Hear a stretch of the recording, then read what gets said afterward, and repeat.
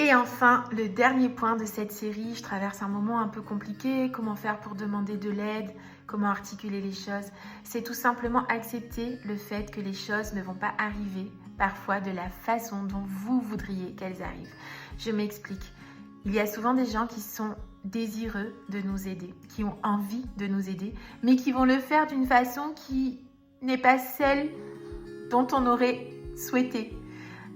Qui vont le faire d'une façon qui vont peut-être être complètement à côté.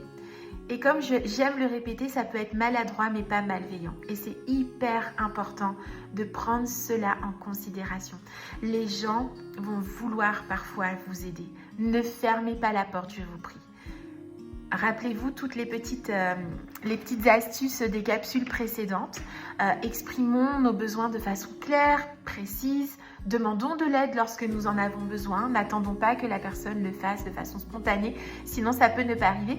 Mais lorsque ça arrive, que les choses sont faites de façon spontanée, ne méprisons pas cela. Même si ce n'est pas fait de la meilleure des façons, même si ce n'est pas fait de la façon dont nous l'aurions souhaité, célébrons cela et soyons pleines de gratitude pour l'aide qui est arrivée.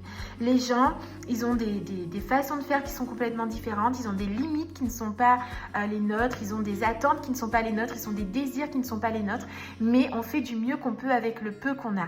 Donc si vous avez des personnes qui vous tendent la main, qui vous donnent de l'aide, de façon spontanée, accueillez ça et accueillez-le avec gratitude.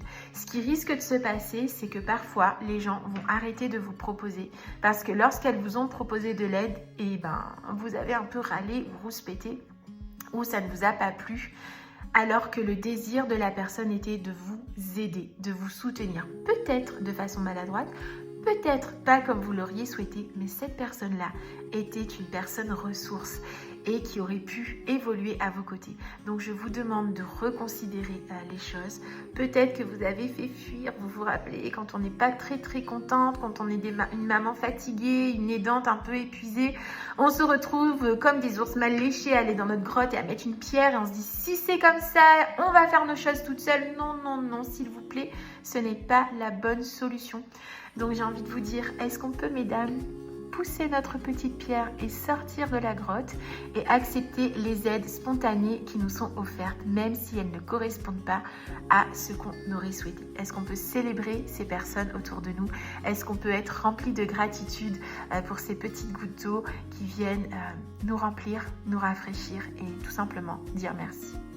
Voilà, j'espère que cette petite série vous a plu et je continue avec toutes les doléances que je reçois avec mes femmes que j'accompagne et je prendrai le temps régulièrement de vous partager des capsules sur des petits thèmes qui sortent de façon assez récurrente lors de mes accompagnements. Et n'hésitez pas à me contacter pour que je puisse vous accompagner à votre tour de façon pratique et particulière. Voilà, je vous dis à très vite.